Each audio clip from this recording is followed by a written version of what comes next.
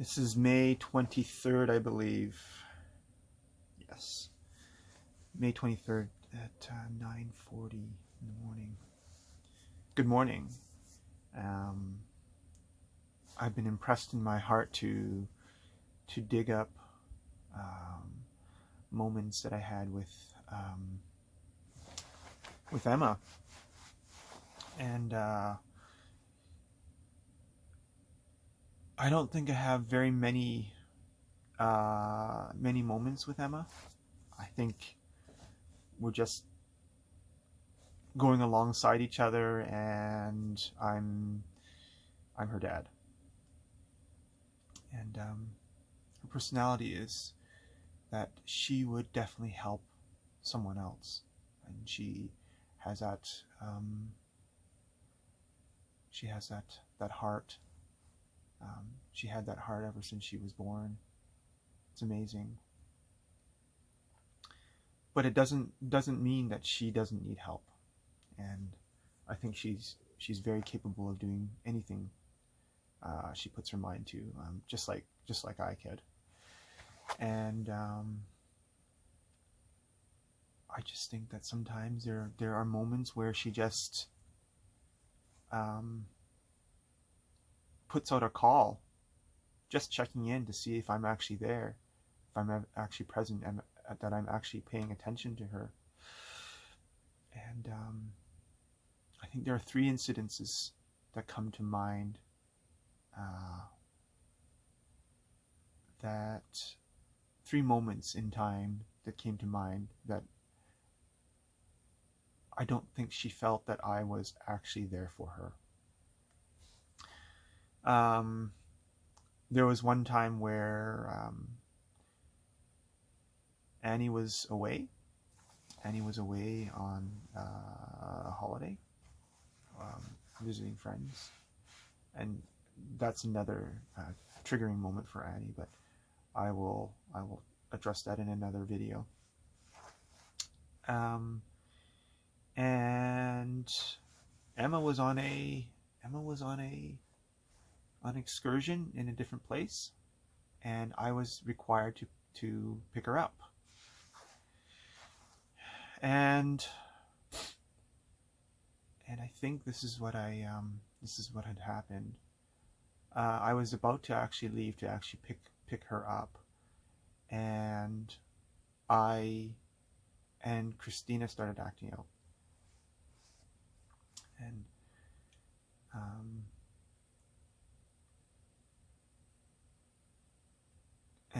then we had a bit of a tussle,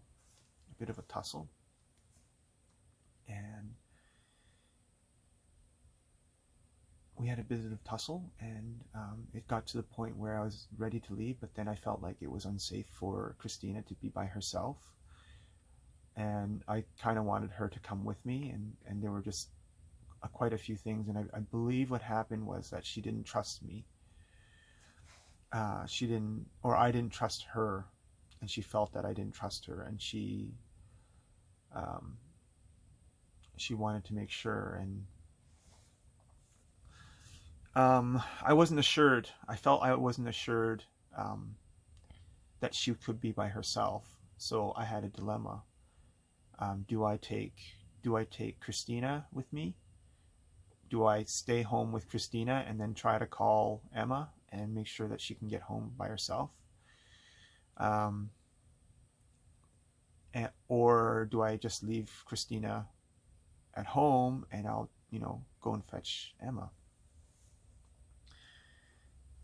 And Emma at this point was, fairly older. I think she was 10. And in Vienna, it's like they can go home on their own, And so I called Emma and said, yeah, I have a situation at home, and I can't pick you up right now. And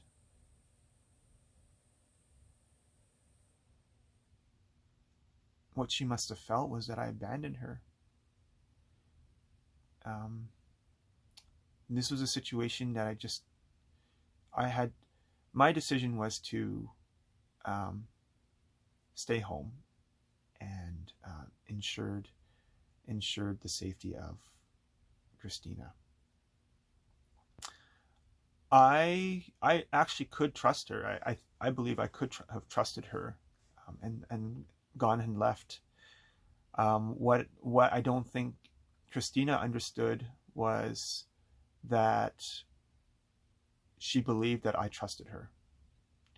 And by Christina acting out, was it testing me to say that I do trust you, despite the fact that I do trust you? Because I know that, there are plenty of times where well, I guess this might have been the first time I had actually left Christina at home. And Christina's, I think, at that time was 8. And yes, all hell breaks loose because a reactionary response is that you can't leave a child behind when they're under 12. In fact, I think that Christina was mature enough to stay home, because it was only for a brief moment. Yes, I had that worry that she might do something, but I just needed to trust her. And the thought of actually taking her with me, I felt it was more unsafe to do so. And from my perspective, she wanted me there.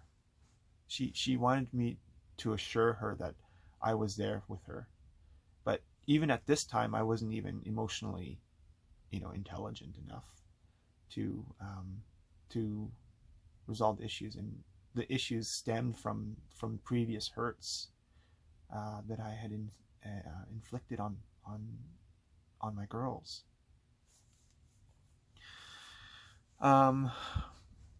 So the events that unfolded was pretty tragic, and Emma, I think, was upset because I wasn't there for her, and I wasn't there for her physically. I wasn't there to pick her up. I wasn't there emotionally there, because I wasn't emotionally intelligent at that time either. I'm not excusing myself, but that was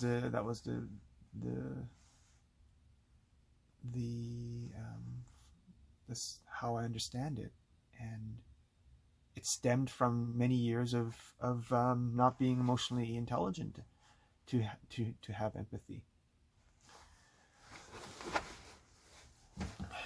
And